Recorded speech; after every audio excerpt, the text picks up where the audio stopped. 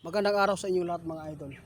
Makakasama natin si kaibigan dahil sa mga katanungan po ng nag-alala ngayon sa patungkol sa P-Brooks na nagpaabot dyan sa Cebu at lalo na si Rudy Baldwin.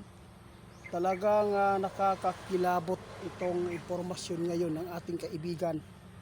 Kung ano man po ang mapapakinggan po ninyo ngayon, marami din pong taga Cebu ang nagpaabot. Itiit, gusto kong makakuha ng impormasyon sa inyo. May nakita ba talaga ang kaibigan mo na mangyayari? Ito lang masabi ko, ma'am, sir, huwag lang po kayong tumira sa mga building na bahay o matataas po ang story ng bahay niyo. Talagang napakadelikado talaga kapag mayroon pong pangyayaring ganyan. Tulad po ng Venezuela, tingnan po ninyo ilang tao na ang bangkay na nakuha.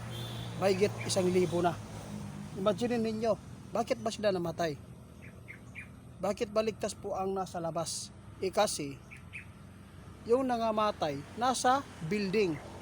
Kaya si kaibigan nagpaabot sa inyo na wala pong masama po ang mga ipinapaabot ng mga manghuhula sa social media tulad nito, kaibigan. Yan po ang gusto kong malaman sa inyo, kaibigan. Napakarami ngayon ang nababahala dahil hindi lang ikaw po ang nagpaabot sa Cebu. Marami pong mga marami talaga nagpaabot yan. Tama, treats po kayo, banta po kayo talaga sa sakuna din. Hindi lang po ang Mindanao mga idol, hindi po natin yan masisisi po ang iba kung nagpaabot dahil po nakikita nila kung ano man po ang mangyayari. Sasabihin ninyo may Diyos, tama, pero may utak tayo na normal na binigay sa atin. Bakit po tayo tumira sa mga lugar na makakadagan sa'yo kung sakali man yumanig? Tingnan po, pandalamin na nato ang nanghitabo sa Venezuela. Nangamatay sila tungod sa building, diba? Tama. Kung gusto mong ligtas ka, huwag kang tumira sa building. Huwag kang tumira sa mga two-story na bahay. Kasi hindi man nadali yung mga tao nasa labas, yung nakalabas po mga idol. Tandaan po natin ito mga babala ng ating kaibigan.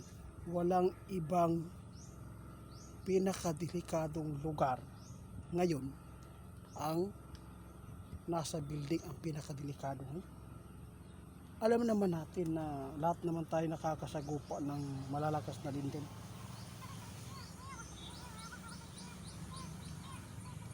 O sinabi ng kaibigan, pati ako itiit, man nakakita talaga ako sa hinaharap na talagang mangyayari po talaga ang mga sakuna dyan sa Cebu. Tandaan nyo, ngayon mga idol, si Indy Perez, ito po may nagpaabot sa atin, may nagpost din, no? Si Indy Perez nagpost, nagpaabot patungkol sa Cebu na mayroon pong paparating dyan na pinakamalakas na super typhoon, pinakalakas na pagyanig ng lindol. Mga idol, hindi lang po si Rudy Baldwin po ang inyong sisihin. No? Hindi po pwedeng sisihin din po ninyo dahil nagbibigay lang po sila ng paalala para hindi tayo disgrasya. Tama ka. Si Lenyo nagpaabot din na mag-ingat po ang Cebu dahil isa po kayo sa dinadaanan lagi din po ng mga sakuna. Hindi lang Mindanao Luzon, Visayas at Mindanao, maghanda tayo. Kasi nakikita naman po natin ang nangyayari po dito sa paligid po ng ating bansa. Tulad sa Venezuela, makikita mo ang nadali yung nasa loob ng building. Kaya sinabi ng ating kaibigan, hanggat kung maari, no, nabigyan po ng pansin ng gobyerno na ang hindi na pahintulutan na gagawa pa ang mga tao ng matataas na mga bahay o mga building, hindi na, ground lang, para hindi po maraming casualties na mangyayari kung sakali man na yanigin tayo ng the big one. Talagang nakakakilabot ito mga idols. Kaibigan mismo ang nagpaabot niyan wala pa nakapagbigay po ng advice niya si kaibigan pa na ipagiba ang building.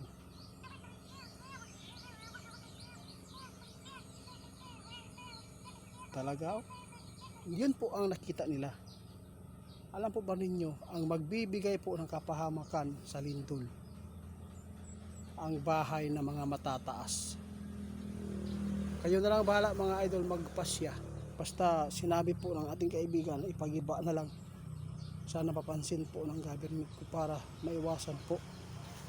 Sana may batas na huwag kang maggawa ng bahay ngayon na mga matataas kasi delikado ngayon sa mga lindol, anumang sakuna. Mga idol, tandaan ninyo itong babala ng ating kaibigan. Hindi po ito masama mga idol ha.